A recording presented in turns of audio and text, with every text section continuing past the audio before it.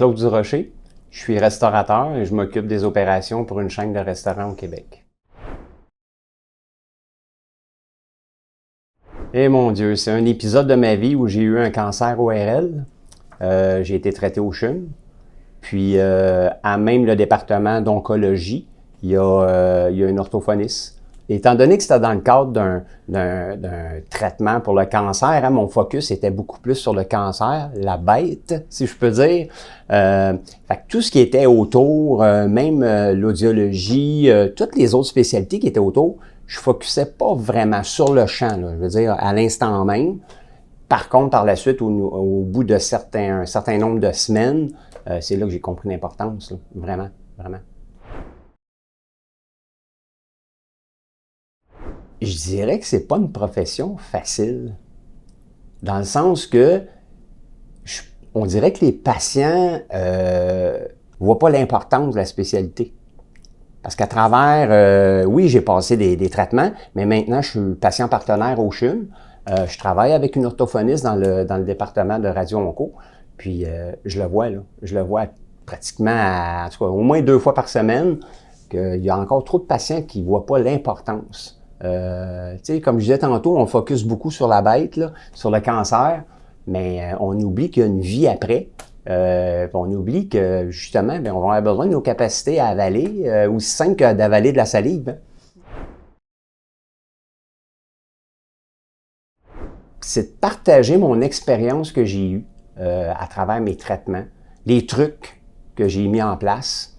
Je me plais à dire maintenant, mais c'était pas le cas il y a quelques années, j'étais un patient, moi, délinquant. Délinquant, j'écoutais pas les conseils ni les recommandations. J'attendais toujours que le ciel me tombe sur la tête pour mettre en application ce qu'on m'avait dit de faire, mettons, 1 semaine ou 2 avant.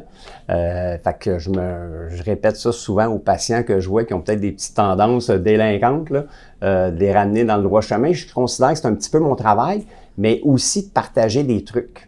Des trucs de d'autres patients que j'ai vus. Hey, jusqu'à présent, je dois avoir vu des centaines de patients, là. C'est valorisant.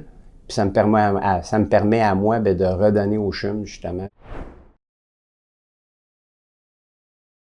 Il faudrait trouver un moyen de publiciser ça, de faire connaître aux gens en général qu'un orthophoniste, une orthophoniste, mais c'est pas juste là pour la parole. C'est là aussi pour tout ce qui concerne la gorge. Tu sais, moi, c'est le même, je le vois, là. Je vais le dire dans mes mots. C'est tout ce qui part de la gorge, la musculation, avaler. C'est la vie. C'est la vie, ça, avaler. C'est manger, c'est respirer, c'est boire de l'eau. C'est la vie. Ça me touche, un beau témoignage. Ça me touche même d'en parler.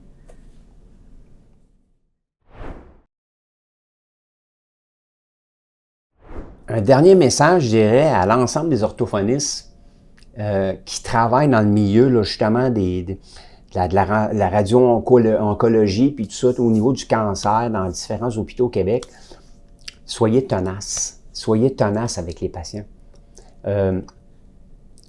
Expliquez-leur dans des mots qui vont comprendre l'importance de votre profession, l'importance, l'impact que ces orthophonistes-là peuvent avoir dans leur vie.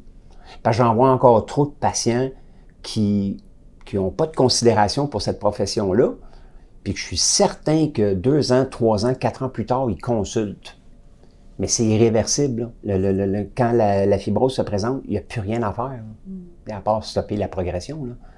Mais oui, d'être tenace. Oui, de vraiment être tenace. Mais c'est une belle profession, vraiment.